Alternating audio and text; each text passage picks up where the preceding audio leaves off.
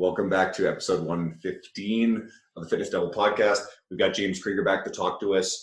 We're going to go over some financial literacy for personal trainers and talk about day trading. So James is involved in day trading and some of the dangers there too, and not thinking it's as easy as it looks. We also get into an experiment he conducted with his client, Eric Lee Salazar, who won an IFBB Pro card because they used a weighted vest and had him walk around in it. So I'll tell you more. And then just some ideas about some Stoic philosophy and how it applies to your fitness career. Shut up and sit down.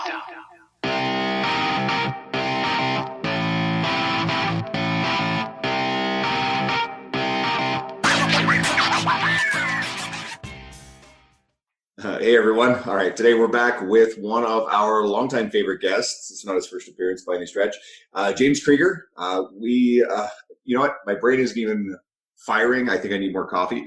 But if you're already familiar with James, well, shit. I mean, there's no introduction necessary. If you aren't, he's an author, presenter, researcher, coach, and the man behind Weightology.net, which is his research review and a forum to share a lot of the latest and best evidence-based training. So welcome back, James. Yeah, thanks for having me, guys.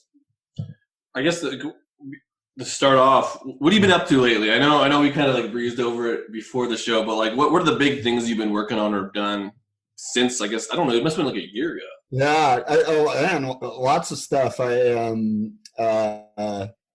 did a major facelift to my research review, just completely revamped the look and feel of it and everything. So that was pretty intense project for me to do. And I got some more improvements planned for the future, but and then working on some stuff. Secret project with Chad Landers. We'll learn more about that later, early next year. Hopefully we'll have it out early next year sometime. And then I've got back into my day trading a while back, and that's been going pretty well. And still managing 2 kids and all that stuff. I've had to. I get up at 4 a.m. now on weekdays because it's the only way I can get work done, so it's pretty crazy. So now sleeping in for me, like I'll sleep in on weekends, and that's like getting up at 6. That's like sleeping in for me now. So you're not living like the Leo Wolf of Wall Street life. No. Oh, okay. That's what I pictured as. Like, I obviously, like, you have kids and stuff, but like it'd be so much cooler. You're like, oh, we party all night, we make all this money, I have this research review, but it's not what's happening. You're just a normal dude with like a lot of stuff on the go. We can only do that a couple of nights a year at the Inland Empire Fitness Conference, right? That's the only time that really works. What, you guys are taking lewds and crawling out to your Lamborghinis? Is that what's happening there? There's no lewds, definitely no Lamborghinis. Well, they don't make lewds anymore, apparently. Not that I wanted to do lewds, but like, as after that movie, I went and like researched, like, what the fuck are lewds? Quaaludes, and like they like are off the market and like they're really expensive, I guess. I don't even know. It's just something that shows up in movies from the 70s. They made it look super cool in the movie. Like I know drugs in movies, they make them look super cool, but I was like, this one looked pretty cool. Fuck, what do we got? What do we got for James Day? I know it's going to be about research and shit, but like... Well, some of this stuff, this Stoic philosophy stuff keeps popping up in some of our recent episodes. We definitely talked a lot about it with Jill Coleman. We just had her on. It seeps into some of the Jordan Syatt and Sohee Lee episodes that we've had recently. And I love this stuff. So you actually recently shared an Epictetus quote, most of what passes legitimate entertainment is inferior or foolish and only caters to or exploits people's weaknesses. So avoid being one of the mob who indulge in such pastimes. Your life is too short and you have more important things to do. So I want to ask how you felt this applied to both people we're trying to help and to how it applies in our own industry. Yeah, it just makes me think of the fitness industry, especially Facebook and everything like that. I mean, I see all the time people spend getting into arguments on Facebook and just and on Instagram and everything, and arguing about sometimes just honestly stupid stuff like you know, a keto diet works for somebody, and then they just want to push it on everybody, and they start jumping in on Facebook posts and, you know, telling everybody why everyone else is wrong and everything, and then you just the amount of time. I mean, you'll see sometimes just massive threads of just people going back and forth, and you know, it's the vast majority of it is just a waste of time, really, just for everybody involved. I mean, even the people just kind of lurking, unless there's a lot of educational stuff going on, like, you know, talks about studies and things like that. I mean, even the people, even if you're lurking on it for entertainment, I'm like, I don't know, I'd rather just go watch a movie or something, you know? I mean, it was perfect timing because we literally just got, it feels like we talk about this all the time, but we have the podcast and we'll have talks before and after, and Andrew will stay over if we have to. And like, we literally just had this conversation. It was literally me just ranting, but it's this idea of like, there are these arguments, and I don't want to say like you have to be qualified to have an opinion on this stuff, but it's like people who don't even have the knowledge to even argue like real studies on this shit are the ones who are the loudest. Yes. It's just really weird because that doesn't help anyone. No. And then, you know what I mean? Like, it's just like, why is everyone mad about this? You don't even know anything about the vegan diet. Like, you just learned about it in this documentary. Then you're like, it's wrong. But you couldn't even have an intellectual conversation with someone who could argue with you. So it's just, it's a unique situation that's just rampant. Yeah. And I think you get a lot of,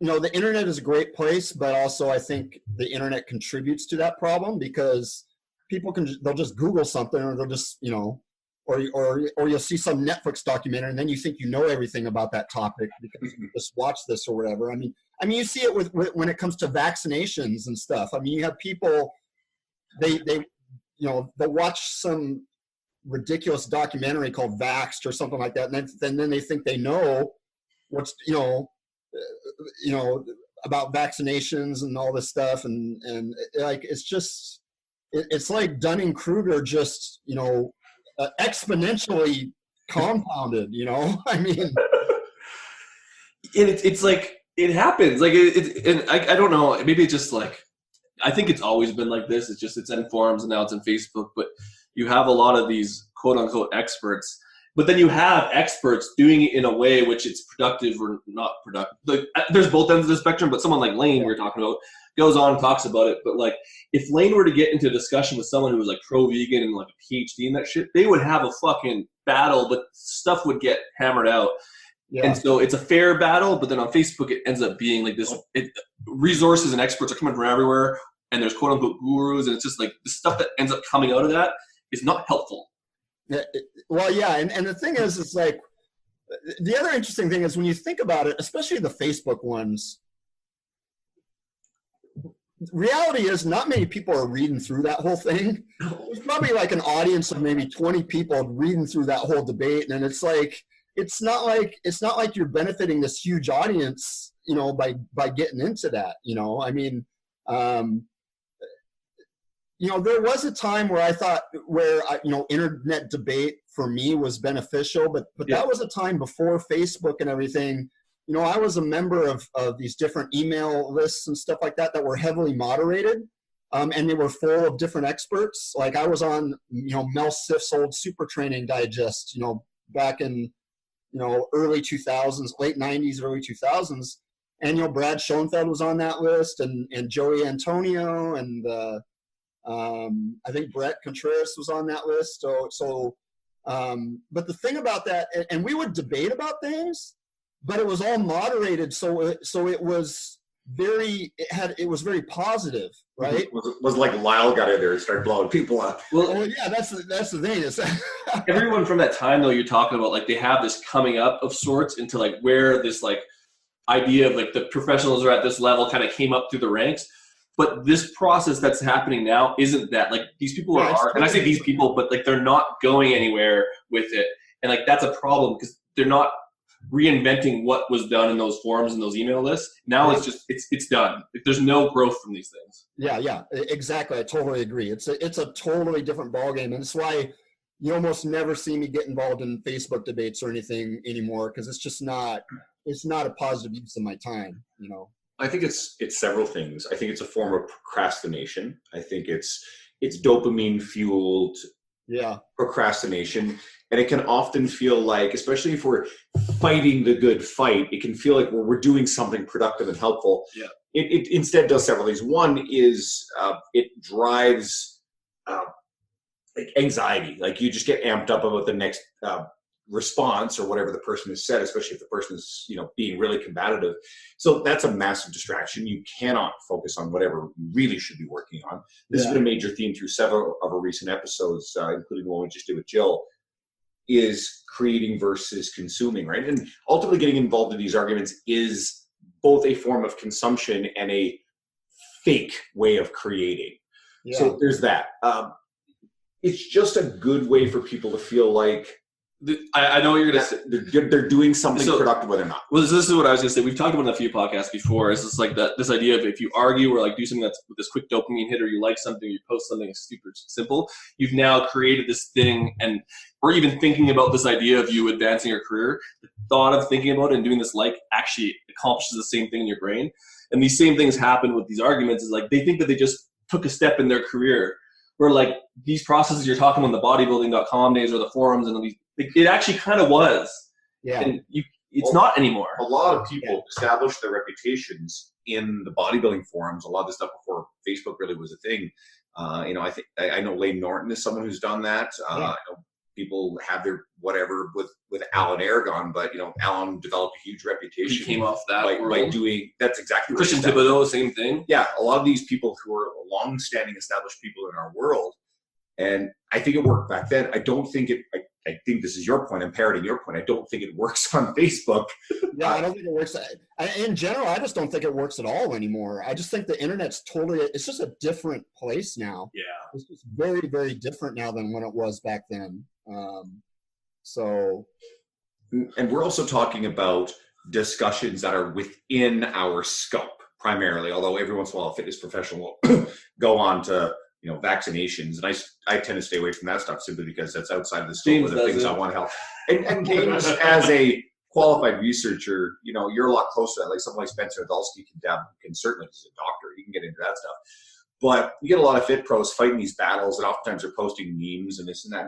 And I don't think this accomplishes much. And then you get those arguments over things that aren't related to what we're doing. Now, I tend to find that if people relentlessly argue about, for me, my pet peeve is like social issues or politics on social media.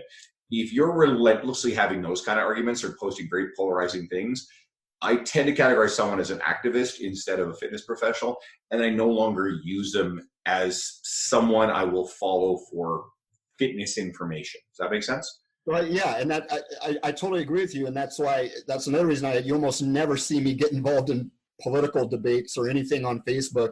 And what's funny is the few times where I've even commented on something, I always end up regretting it. It's just something like well-reasoned or something like that. It's too easy to get caught up in it. And so it's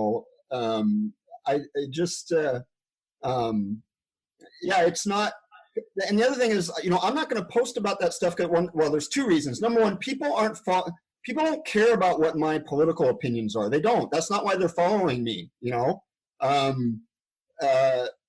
So why should I post about that stuff? And then the second thing is, if I do post about that stuff, I could potentially alienate, a bunch of my customer base. And there's no reason for me to do that. There's nothing really, I would say, positive that'll come out of that. So let me ask you this. I know Andrew's made that point a lot, but here's one thought I had is like a lot of these internet, like let's say you comment on something and it's like reasonable. Someone comes on, and I've seen this like multiple times. The reason why I bring it up is because someone will come on, they're like, I want research on this and I want you to explain your point of view, all this stuff. And it ends up becoming like, they're getting a free education from you. And that's a waste of your fucking time. And I'm just surprised. Like, what are your thoughts as someone who like is an authority in some of these things and someone like trying to pull stuff out of you? Like, is that worth it in the long run? I don't think so. I mean, it's just you're spending too much time on just one person, and you know, um, They're not even a paying and- customer. what was that?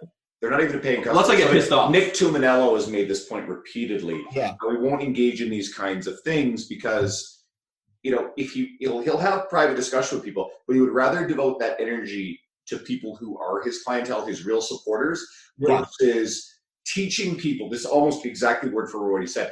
Teaching people that the way to get information from him, engagement, is to argue with him on his social media. Yeah, and I totally agree with Nick on that. In fact, you know, I remember Nick just mentioned that to me, you know, a long time ago, and it kind of made me, you know, definitely think about it more and stuff about, you know, if I'm ever thinking about engaging someone, you know, but think very carefully, you know, is this how I want to spend my time, and what type of message is this sending to people who, you know, are paying me for my time and that type of thing. So yeah. So Andrew doesn't like, well, whatever. But like with Joel Seedman has a way of but like when you take a polarizing stance, generally people are like, fucking prove it, do all this stuff. But Joel Seedman will do it, have super polarizing stuff.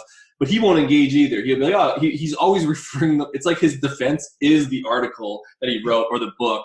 And it's interesting because I've never seen him really debate anyone online. He funnels it to his shit, which is kind of. I don't dislike Joel. In fact, no, I know. I've like, never really chatted with him much. I mean, maybe it's like guests. We've had guests who like. Well, yeah, we had a few guests who like. I disagree fundamentally with some of the research he's been using to justify, you know, not squatting deep. And actually, Sam Spinelli did a video that I unearthed that pretty much just savages. You know, the research that he is using to justify this stuff. But again, it's not part of who I am to take our fitness professionals out there and tear them down or go at them in a negative way. But yeah, ultimately, if he wants to debate that sort of thing, he doesn't get well served with someone like Sam or someone else who's an expert, has PhD level or expert level understanding of exercise physiology. I mean, James, you could debate him on that. He just doesn't do a free lecture for everyone. Or a Mike Isertel, right? So that stuff would probably have a lot of value, but you know, me and some other, you know, strength coach who don't have that level of education arguing about it on social media probably isn't that productive. Yeah. I don't know. It's just interesting to have your thoughts because like I have this like avatar of this person in my mind who like James posts something about fucking meat or whatever, and someone's like, I don't agree with that. I want you to prove this, da, da, da, da, da. And like that's like the thing that just bugs me the most. Is like leave these people alone or go learn it yourself. Yeah. He's not his role to educate you unless you pay him. Right. Well, it's funny because my wife has pointed this out to me too at times. You know, even with, let's say, celebrities and stuff, you know, celebrities will post something, you know, on social media, right? And then everyone starts, you know, trying to argue with the celebrity, but you notice the celebrity never responds. Yeah. Like they never actually get involved. They just let everyone argue amongst themselves, you know, and sometimes that's just the best way to do it. Let everyone else you know, you just post your thing and then just let everyone else go at it. It's almost like a popularity. It's almost like a popularity thing. It's like, this is not to say you're not popular or anyone of our guests, but it's like once you kind of get that threshold where like it snowballs, you don't have to be engaged anymore. But like when it's like that medium, you can still, you know what I mean? You're still building. It's like, fuck, it's a hard place to be because you don't want to like give away all of it, and you don't even want to engage because it's never really helpful. Yeah. But then people expect it when you're at a certain level. So it's interesting because celebrities never do. They literally don't post on it. Yeah. See you later. Okay, sweet. That's our normal bitch fest we usually have. But let's talk about some other shit you're doing. So you and your client, Eric Salazar, did an experiment, and this is kind of cool because this has been kind of talked about a lot, but with him wearing a weighted vest, the weighted vest thing, through the progression of his contest prep, which resulted in IFBB Pro Card. Yeah. Could you break down that experience? Because I think a lot of people have kind of heard about it, but they haven't heard it from the source in the sense like, what's going on here? Yeah.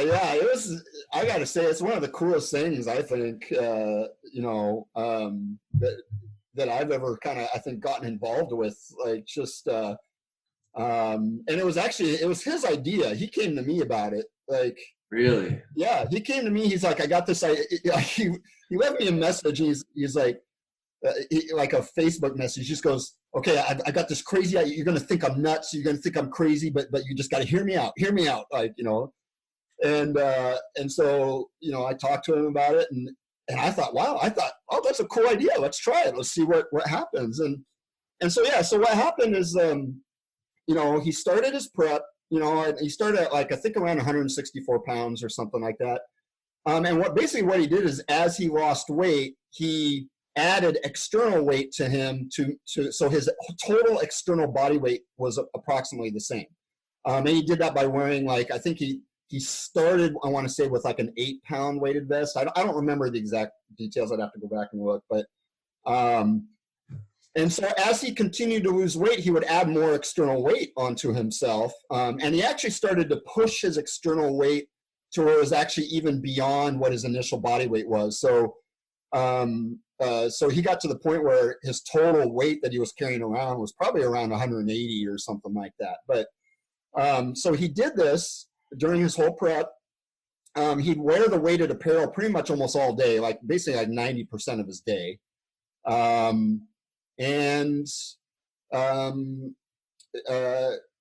otherwise just went through normal prep procedures, like nothing extreme. Like, he was doing about 10,000 steps a day, just doing his normal weight training. We didn't do like really any cardio. We didn't do any interval training or anything like that. It was mainly just a lot of walking and using a weighted vest. And the amazing thing was, he got just absolutely ripped for the contest. But I would say the most amazing thing about it was the way he felt during the prep. So typically, anyone who's gone through prep knows that you feel like shit. Like, especially when you get really, really lean. Like, it gets really hard. You can have problems with binges and temptations to binge and everything like that. And the interesting thing about Eric's situation is he almost had none of that through almost all of his prep. Like, he said it was the easiest prep he's ever had, which is absolutely amazing. He's a pretty lean guy, walked around naturally anyway. Was that sort of a factor in it too? Because, the more weight you have to lose, obviously the harder it is. I have a former client now. She's with me for years, and she's done her second fitness competition. The first one I was a part of. This time around, she's working with a specialized coach that round, because I don't really do that stuff. And this woman, basically, I think you could water cut her any given time all year round, and she get up on stage and do well. And she crushed. She died a little bit, but she walks around this. Like, people look at her, and like, you could use her as an anatomical model for muscle, because there's just no body fat on her, which is an anomaly.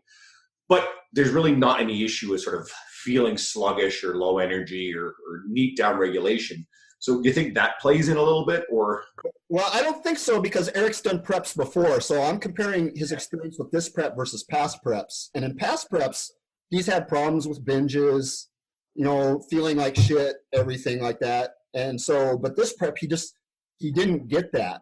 Now, I would say the last few weeks, he did start to get a little bit of the symptoms, still not as bad as it had been in the past. And that's just a symptom of low body fat. I don't care what you're doing. When your body fat gets that low, eventually you're going to get some issues. But overall, it was like he didn't have a single binge his entire prep, which had never happened before. And then coming out of the prep once he was done, again, in the past he had problems with, because a lot of bodybuilders would do this. They're done with their diet and they just go on just massive binges and like just go crazy. Which is something he had done in the past too, and he didn't do it this time, and he didn't even feel the need to. And so it was kind of interesting. I actually ended up doing a little thing for my research review, because I wanted to look into, I was like, what's going on here? Because, obviously there's an energy expenditure component to it, like, because as you lose weight, you expend less energy because you just have less mass to carry around. So by using the weighted apparel, you keep that daily energy expenditure more elevated. But I was like, but there's got to be more to it than that. It can't just be that, because even his appetite regulation seemed to be better than it had been in the past. And so I did more digging, and what's interesting is there's some really cool rodent research out there. I would love to see this replicated in humans, but suggesting that there is something that you might call a gravitostat in your body, or in the bones specifically, that sense loading and actually give feedback regulation to your brain as far as appetite regulation. So what they did with these rodents is They just took these rodents and they implanted weights in their abdomen, so that their total external body weight was heavier than normal. And what they found is the rodents just spontaneously lost body fat when they did that. And they actually returned, so their total weight, including the external weight, was back to what their original body weight had been before they implanted the weights in them. And so then the researchers did other experiments to kind of figure out what was going on. And what was interesting is it didn't seem to be related to energy expenditure, because they did energy expenditure measurements on the rodents. It seemed to be related to their appetite regulation. The rodents just started eating less when they implanted the weights in the rodents. They started to eat less. And so then they did some other things to try to figure out, well, what's going on. And basically they came to the conclusion that there's something in the osteocytes, which are your bone cells, that sense load. And they actually give feedback signals to your brain in terms of appetite. So what happens is let's say I just naturally lose weight.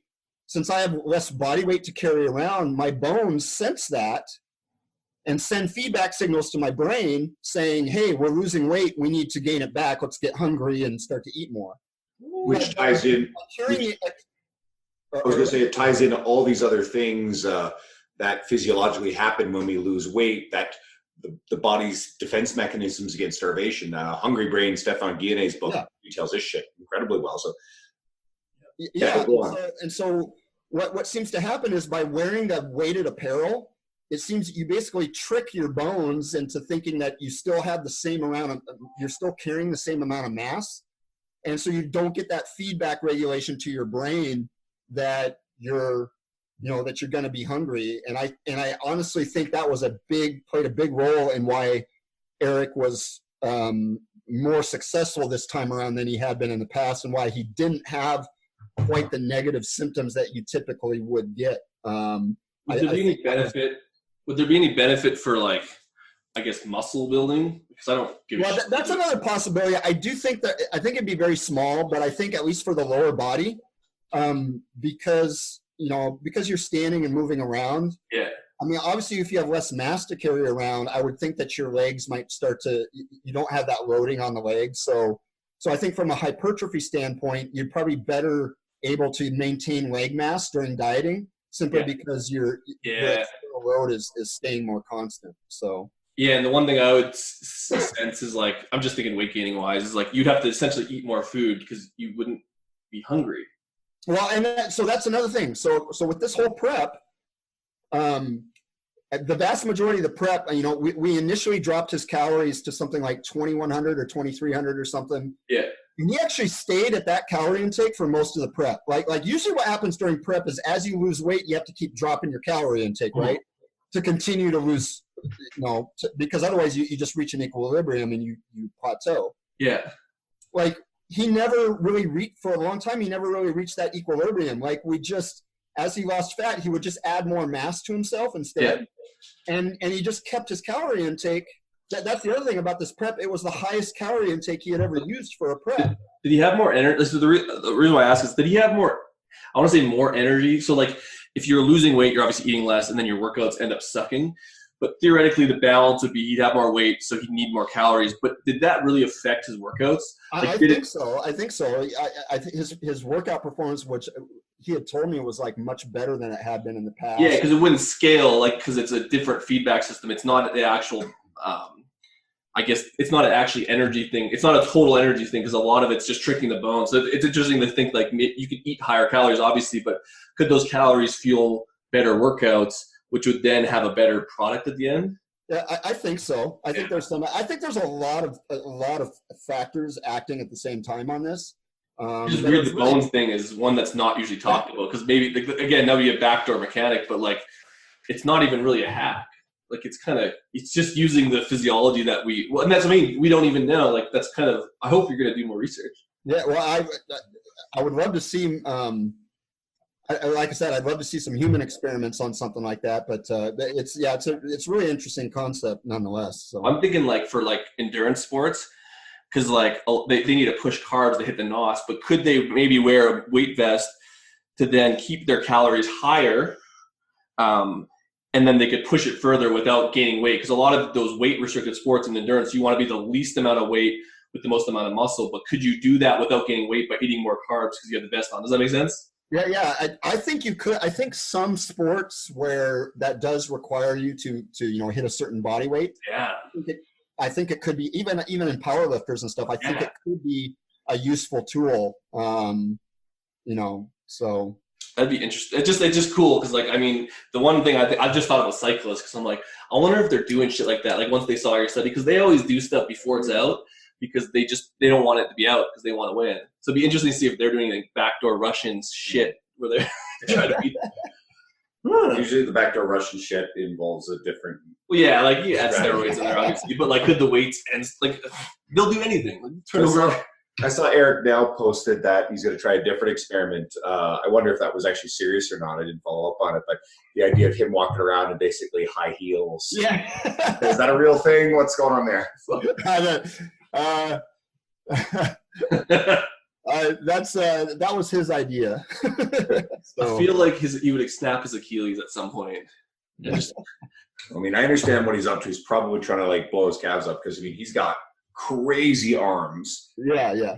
Has any of this stuff been crowdsourced at all? Like now that they've seen it, have you been getting like results from people be like, hey, we tried this and like it did this? Because you could almost crowdsource the research to some degree with people like tinkering with stuff. It's funny because I haven't gotten a lot of people asking me. I think Eric has probably gotten more inquiries and comments about it from people versus me. I was kind of surprised. I thought that I would get a lot more questions from people about it and stuff, and just it seems like it's still kind of the whole thing is. I want to say been still kind of under the radar for some reason. Yeah.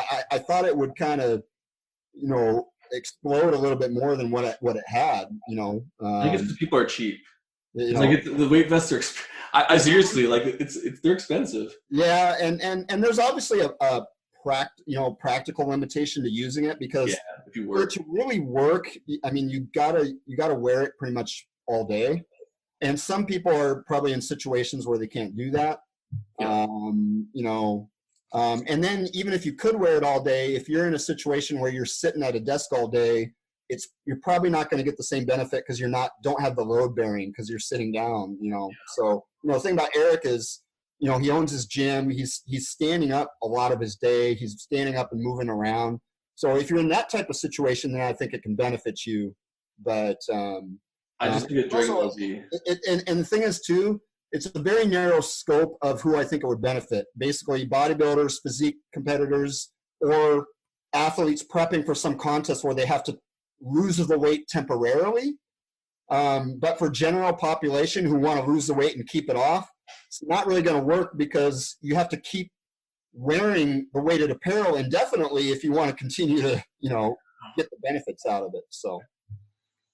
I just wish more, like you said, it's kind of interesting because I get excited when I first heard it, I'm like, that's crazy. But I wish like it was more exciting that everyone just tried it. Like, oh, I tried it for this. And like now all these ideas can explode. It may just end up being too novel to have any far-reaching implications. Yeah. It's still, it's cool to understand if this is in fact, the bone osteocytes is the driving mechanism behind it and its effect on your ability to I think eat a higher level of calories. Who knows where? I think Olympic wrestling because they can't cut. They have to be within a certain weight, contest to contest and day to day. But they could keep the calories higher, which would essentially, hopefully, negate some of the performance decreases from them eating less. Yeah.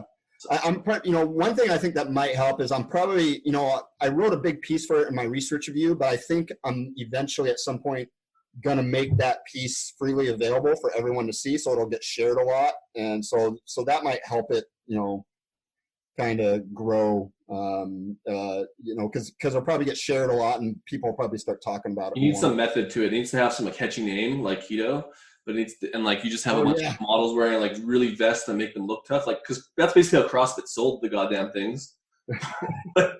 You should get it in so you get CrossFit in on it because they already have the vest. They sell the vest, and now they can actually sell it beyond the stupid uses of them. Yeah. $2 jumps for reps with a weighted vest on. Yeah, well, nothing could possibly go wrong there.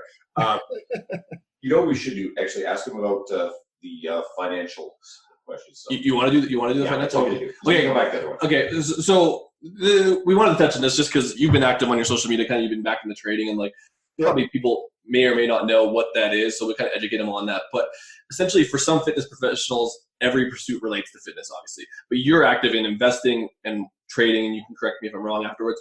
Would you tell us a little bit about this, and then some thoughts on financial literacy for fitness professionals who are, I don't want to say terrible at it, but like there's a large population that could be better. Yeah. So, I mean, I'll just say, there was a period of time, actually around 2013, 2014, I was actually a full-time day trader. So I basically would just buy and sell stocks to make money, and that was my source of income. Like I did that full-time, and I was actually really successful. There's a website called Profitly where traders can basically upload their trades, and I was in the top 20 traders on that site. Like I was doing really well. But the problem is, at the time, I became a little bit of a victim of my own success. Like I was doing so well that I started to take on more and more risk rather than sticking with what was good for me. I started taking on more and more risk. I started trying to compete with some of the other traders to make more money than them, which eventually led me to blowing up my whole account, So I took time off for a long time. The good thing about that is that's what stimulated me to get Weightology going again and all that stuff. And during that time, I basically did what you call paper trading, which is just fake trading. I'm not trading with real money. I just was doing it to work on my strategies and my skills and stuff while I worked on Weightology. And then finally, kind of late last year, I started to trade again with small amounts of money, and now, I'm basically, I'm not doing it, Weightology is my business and that's my main source of income, but I am trading now essentially at the same time, because I can do that. Like, I'll be working on Weightology stuff while I'm just kind of watching trades and stuff. But, and so I've been really successful this year. I'm up, 230% on the year or something like that. So I'm doing really well there, and it's actually a big passion of mine. I think it just plays into, some people who know me know I love statistics and things like that, and it just kind of, for me, it plays into that interest I have in probabilities and like trying to trying to find ways to use probabilities to your advantage. Practice your skills. Like that is practicing your interest too. It's kind of kill two birds with one stone. Yeah. So I'm doing well on that. And, but you were talking about, to transition that into more financial literacy thing. Chad Landers is a guy who's really interested in that stuff too. And so we're working on, I can't give a lot of details of what we're working on, but it's going to be something for trainers, because like you guys said, a lot of trainers just are really financially illiterate. And, when it comes to retirement planning and like even just managing debt and like all that stuff, Chad and I are working on something that's going to help people out with that stuff. So, but that'll probably be early next year. It's exciting, obviously, and we'll find out more at that time. I've got a Bachelor of Commerce degree, so I've got a little bit more of a financial background.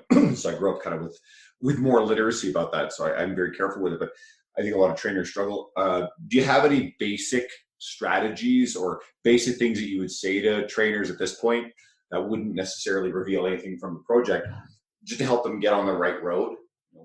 Saving or avoiding excessive spending strategies or tax planning? I mean, there's a lot of just simple stuff out there. I mean, I would say one thing is to basically evaluate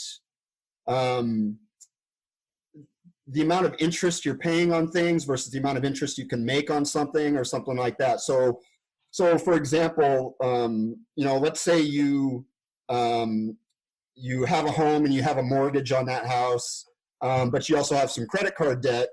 While it feels good to try to pay down your mortgage, it's much better financial sense to pay down your credit card debt first, because you're paying more in the long run because your interest rate is going to be a lot higher on that credit card debt. So, I mean, it's just really simple things like that, it's. Why do you think they miss that? So like, again, I was in a different career, but like I grew up in a family, like my dad was a banker. but like I've been good at money. Like I have stuff, but why does that get missed? Is it the education system? Is it just the idea that fitness is just like they don't need to learn that shit? Like it's a weird conundrum where I don't know. It's really hard. It's really hard to say. I mean,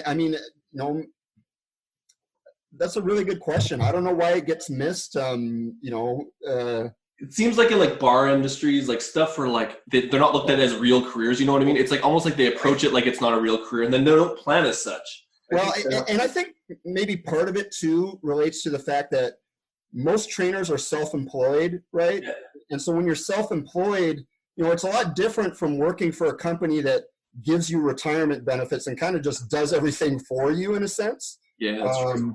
When you're self-employed, you got to do all that, and the thing is, as a trainer, you're just worried about trying to get more clients, and yeah, and it's hard to do all this other stuff on the side that you got to do, or to even educate yourself on that stuff. So, because I would say it comes in this like late gratification thing is like like if you kind of do the hard thing over and over again, it'll pay off later, which is kind of everyone wants the quick fix, but it's almost like they're not even at that point where they understand that delayed gratification. It just like does it. It's just right over their heads. Like, well, we don't even do that. Like, we're just worried about, like you said, marketing, getting more clients, and paying the bills. There's several broader elements I think are probably at play. First of all, we're making an assumption here that this is an exclusive problem of personal trainers. That's true. It's not. I think we're a fitness podcast, bro. I think on a societal level, a generation, people make memes and talk about how growing up, you're not taught these things in school. And I think there's a certain amount of truth in that. So you've got a broader swath of people who don't necessarily have these basic financial competencies. So there's your first issue. And then, people will have different theories about this stuff, but the economics of being, someone in their 20s or 30s, the iGen, the millennial, is very different from what, people argue about the boomer generation. I'm in between in that stuff, but I grew up at a slightly different time than what, your average 25-year-old is dealing with today. The economic realities of the cost of living in a major city, the cost of homes, the fact that, wages haven't scaled with some of these other things based on the economics of supply and demand. And people can complain about various aspects of it or argue about why these things are, but you still have to have a basic understanding of the economics of it, right? If you have a greater demand of people wanting to live in these it's just urban like, centers. It's like what he's fucking saying though. It's simple fucking math. Like you're like with the mortgage, the credit card, like that's a normal thing. Like even with savings accounts or investing, you can mention mutual funds and it's better, and you don't have to do anything. It's better than paying your mortgage. And that's the thing. Some people don't even understand how powerful the compounding can be. Like, they don't realize that, you see some percent return on something and you think, oh, that doesn't sound like much, but compounded over time, which is why it's so important for young trainers, because they have the time to compound things, right? Versus someone who's in their 40s or something. That compounding is actually really powerful, and again, it's easy to demonstrate mathematically, but a lot of people just don't really realize the power of some of that stuff. So it's people like you who like tell them they get 200% if they don't day trade. It's so awesome to see. But like even Bitcoin, so like Bitcoin, again, and wheat stocks. These things were kind of present as like outliers in like a certain time frame, and it's like people are getting their education from dumb shit that's like hasn't stood the test of time. Which that's the other thing. Like, oh my god, the whole Bitcoin shit. Like, it's what's funny is like there's kind of a saying basically when everybody and his mom is talking about something, that's the time to either get out of it and not get into it, right? Because there was a time on Facebook, suddenly everybody was talking about Bitcoin, like, and I was like, okay, I was like, the crash is coming, because if everyone is suddenly now an expert on Bitcoin and everyone's talking about it and everyone's saying to buy it, I mean, it's just like the housing crash in like 2007 or so, or 2008. Like suddenly everybody and his mom were buying houses, flipping houses, everybody was doing it. And that's just the definition of a bubble. Like that's just not a sustainable thing, so yeah, but you get people getting their education or without even realizing that some people with some of that stuff is just pure luck. They just got lucky, and now all of a sudden they think they're good with this stuff when they're not. Wheat stocks was huge in Canada. I don't know how it was at the States with you buying into our stuff, but like again, everyone and their mom was a weed stock expert, and like some people made money obviously because like, but they didn't get out in time, and then everyone, it's like, did you like foresee that? Like, well, what's funny is I made some money shorting some of those weed stocks because like I could see it, like it was just the hype on it was just unreal. Like these stocks were going up, 100, 200% within days to weeks. Like it was just, and that's not normal stock behavior. But that's, people were all jumping into it because, it's the same thing happened with tech stocks in the 90s, right? In the dot-com bubble, like everyone just started buying dot-com companies without any knowledge of what they were buying. It was just like, hey, it's an internet stock, I'll buy it, right? And like, and that type of stuff is just. Well, I want to try to see if there's like a way to tie this to fitness, but it's like it's kind of the same concept with a lot of the shit that comes out now. Like even like the new stuff, the new diets, like all this stuff is a pattern. And like I know you think in patterns and like stuff, but like it's almost cyclical in nature. It's like all the people who've been around for a while they know what's going to happen. Yeah. It's just like it's kind of just like in markets, you get those boom and bust cycles, that are basically, these bubbles, and then they crash, and then you get another bubble and something else. It is kind of weird. I think you do see something similar in the fitness industry. Really, it's just more fad. It's like one fad to the next. Like suddenly, there'll be a period of 2 or 3 years where, everybody's doing functional movement screening or whatever, right? And then that kind of wears off, and then next it's, now everybody's deadlifting. Everybody's got a deadlift, right? Or like deadlifting's bad. CrossFit's probably the best example of it. Oh yeah, CrossFit's the best example. Yeah, it blew the fuck up, and now you're seeing a lot of these box gyms, the CrossFit boxes closing, and there's sort of it's still a popular, powerful thing, but it's certainly not at the height of its bubble it once was. Yeah. And I think even they're starting to realize, wait a minute, we have to pivot because we've been making some serious mistakes along the way to refine their craft. And that's like any ideology, if it's going to be successful in the long run, it sort of has to go go through a revision of its ideas. Not to get into religion, but you can look at kind of the history of Christianity and how bad it was, and it's got its flaws, but it's sort of chilled out a little bit. And that's just going down a rabbit hole I don't want to go near. There was one thing actually I thought was pretty important to touch on too, because you're talking about success with stock trading. It's probably really important to remind people that just because somebody has some individual success, it can create the illusion that it's easy. The best analogy I've got is poker. And if anybody remembers when it was kind of in Canada, it blew up because there was a hockey strike in the early 2000s, and then Chris Moneymaker bought in on an online thing through Poker Stars, and all of a sudden wrote all the way to winning the World Series of Poker. So there was this massive flood of players into it because they're like, oh, this is easy, anyone can do it.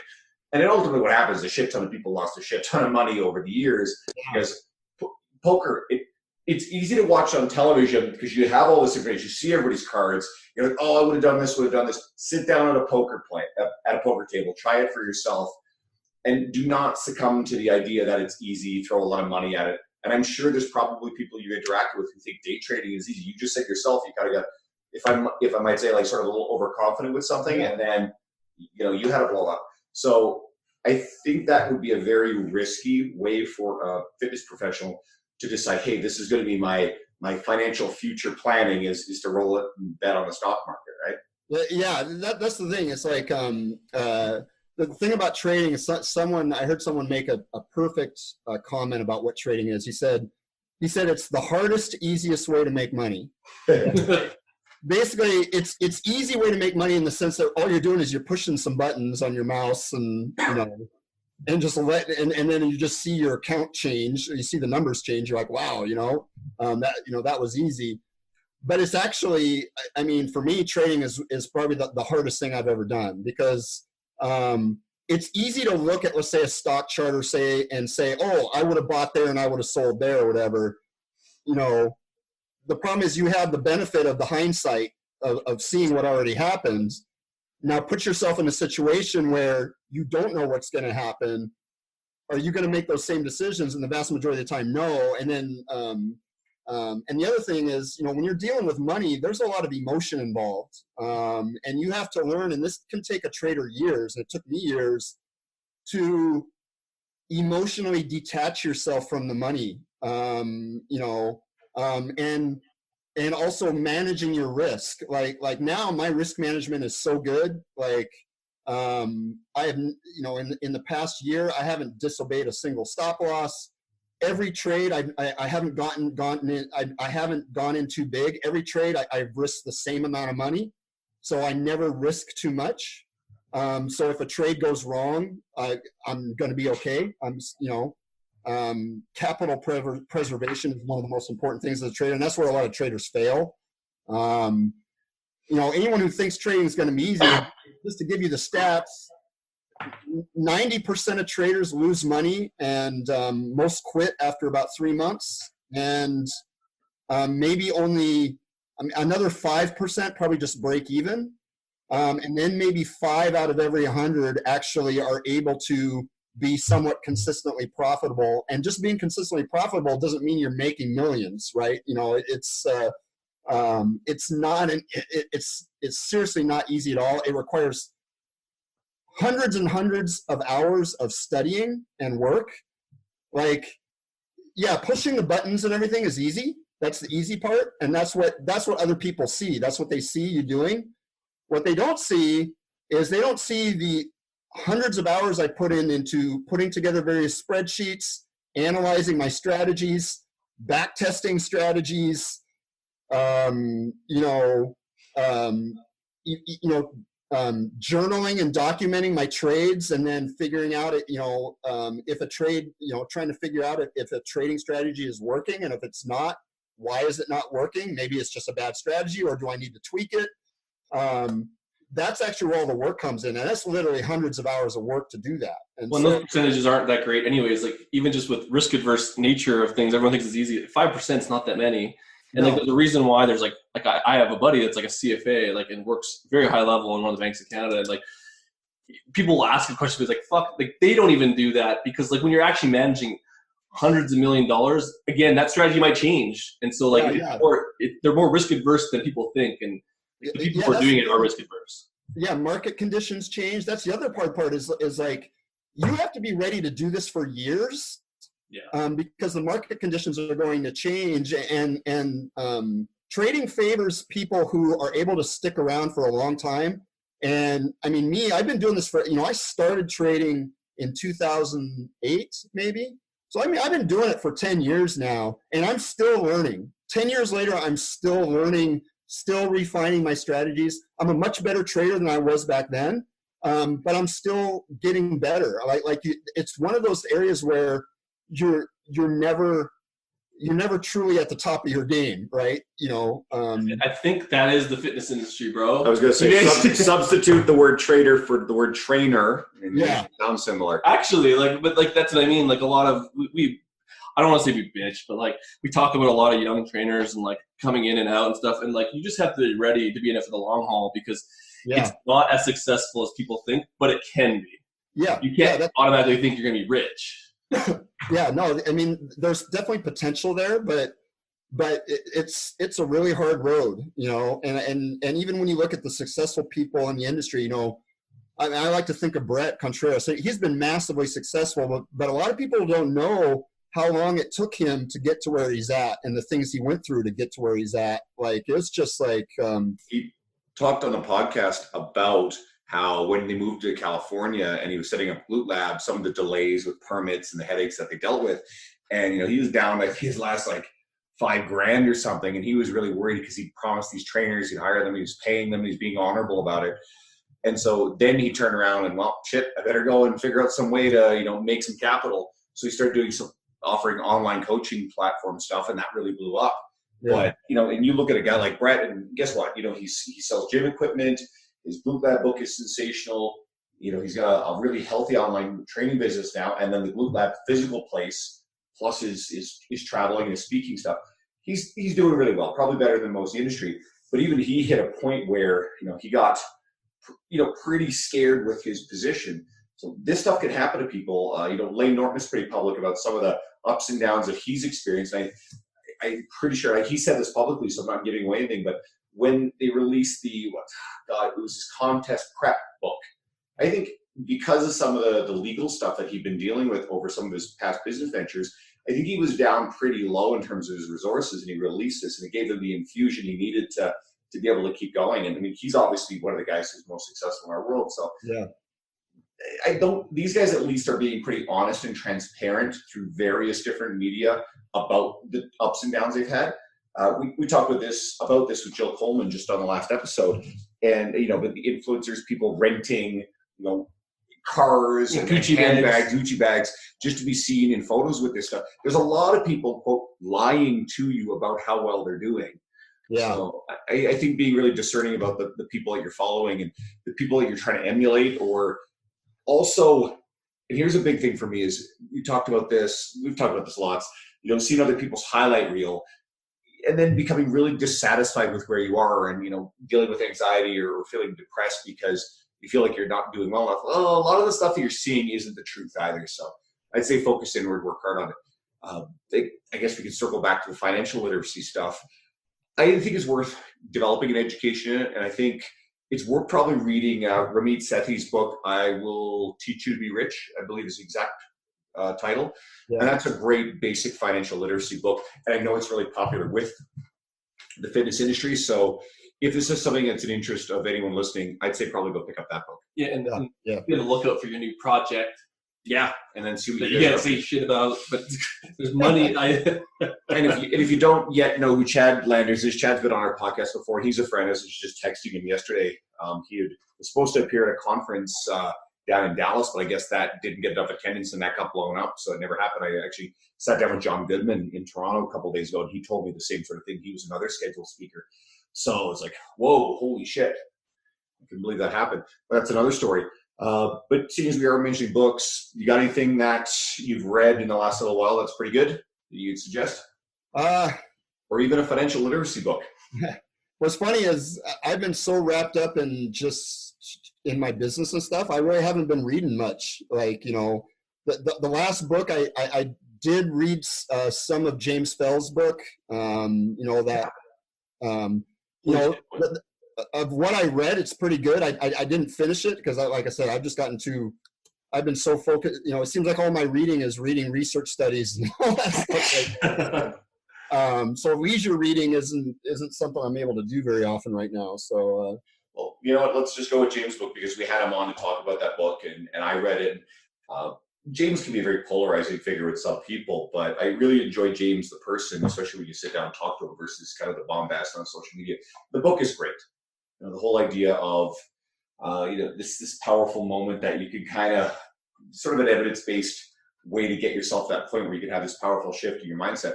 I like to grab onto this part about it is trying to align your actions now with an aspirational identity, a future version of yourself that you want to be. And I've used this example before because I coach a number of police applicants. And I tend to find they fall into one of two camps. The ones that are already behaving very much lifestyle, activity, nutrition, like the way they would envision a police officer. And I find those ones always crush the physicals. They never have a problem. And there's a second cluster that almost invariably, they tend to be on average a bit older. They tend to be carrying more body fat, and they're not as entrenched in their nutritional or their physical activity. And it's a dream. They want to be police officers. But their actions now and for the last however long aren't in alignment with how they envision being a police officer. So they're not yet doing the things they need to pass the police physical, which is one of the first stages.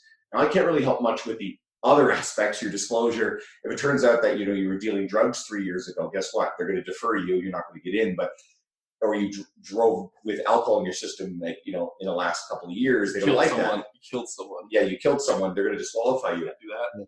But you could at least start with all those behaviors. And this is true of any fitness person we deal with, not just people who are trying to get into police or law enforcement.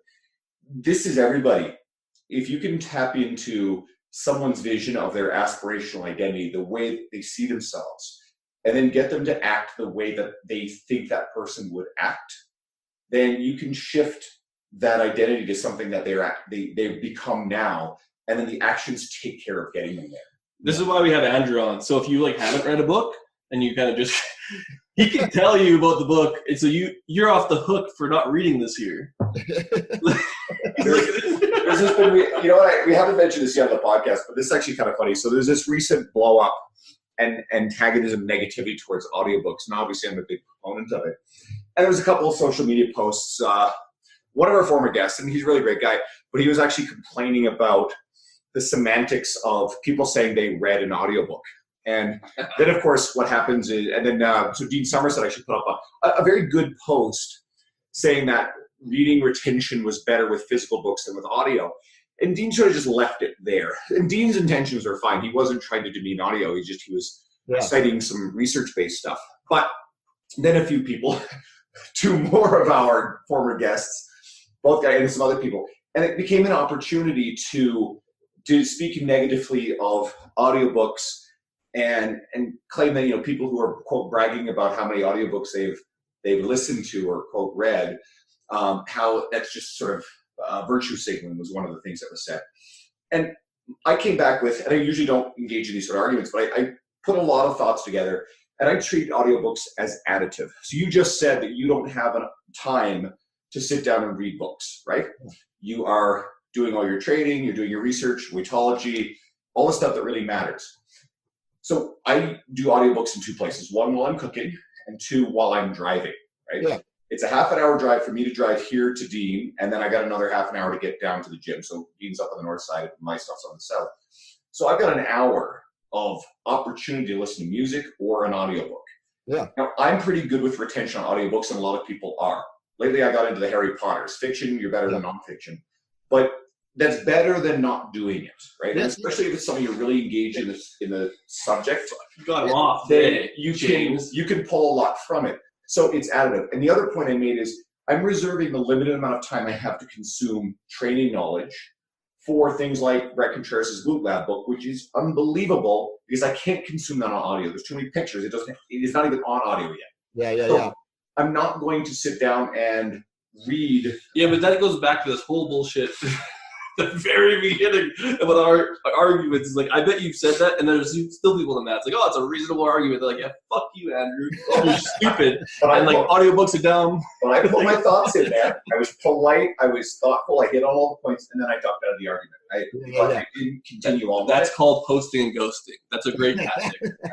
But I believe in this simply because I don't agree with people just being negative about this stuff without highlighting where this actually works, because I think it can be a great way to add education, quality, interest, or even just entertainment in the form of fiction you enjoy. Because we've often talked here about not just endlessly consuming books for the sake of consuming. In fact, that's been a big recent topic. Why not shift your consumption to a vehicle where you otherwise couldn't do something else? Listening while driving, for example. Yeah. And then free up some time to write your research. Are you getting mad at James for not reading? No, I'm actually saying he's doing it right. You just giving him a lecture. No, he's doing it right. And I'm not talking at James, I'm talking at the listener. So I believe this. What's your excuse, James? but what? Got two kids. Well, no, but see, you know, the thing is I don't have to read now because you know how you have Cliff's notes for books? Yeah. Right? I just got the Coates notes. So there you go. You got a new business there for you, Andrew. You can have. I honestly don't like that. I'm not disagreeing with that. I've said multiple times like he can do this without thinking. So like that's the whole idea. But it's not actually work for him. Like I don't read that many books. I think I do, but I'm kind of like you. If I'm busy, like I just don't have time. But like it is like that's a good skill to have because. Honestly, in this society, that whole late gratification, no one actually wants to read because it's hard work and people don't like hard work. So just give them what they want, which is like the service level bullshit, the quick fix, and like you make money. There's actually a friend of mine who's going to start doing that once in a while, and we'll reveal that when she gets on it. Right. It exists in the form of what men. She took your idea. You should do it. No, I'm not interested in doing it. Right. Mentor Box said there's various other services that offer this, the Coles Notes thing. So as long as you're getting the basic idea. This is our quarterly Audible. Affiliate chat. All right, let's let everybody know. Yeah, where do they find? Okay, so you got all this stuff on the go. Where's the best place to find James now? I'm sure it's the same place, but let everyone know. Yeah, weightology.net is my site, and I've got all my stuff on there. I've got, you know, a bunch of articles. I've got my research reviews on there, online coaching, you know, stuff like that. So when should they look for? What? When should they look for the new project with you and Chad, and where? Just in case anyone wants to kind of get on. Yeah, we're not. I don't know where we're gonna like show that. I would anticipate early next year sometime is when it will be ready. I mean, we're still just you know, Chad. We're kind of working on it on the side right now because you know I you know, like I said, we just got done with a major revamp to my research review, and Chad's been really involved with his mentorship thing that he's doing. So this has been kind of been put off to the side a little bit. I mean, we're working on it, but it's going to take some time to get it done. But so I can see you guys probably having some tidbits at least to drop in IFEC and well, actually, Tim's moved it to May now, right? What was that?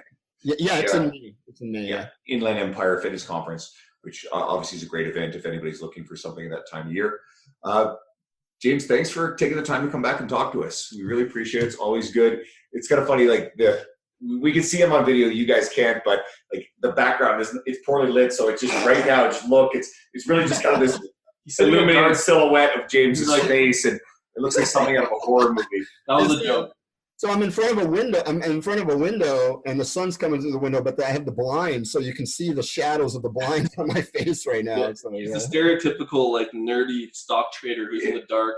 Like, that's what I made the joke of, like a coder type guy. It's actually totally some like Hannibal Lecter type shit, right? So maybe we'll turn that into a graphic. We'll leave it ideas. So. Good. Jeez. I think that's a winner. Okay, buddy. We'll be dropping this one in a couple of weeks from recording time, guys. Everyone listening.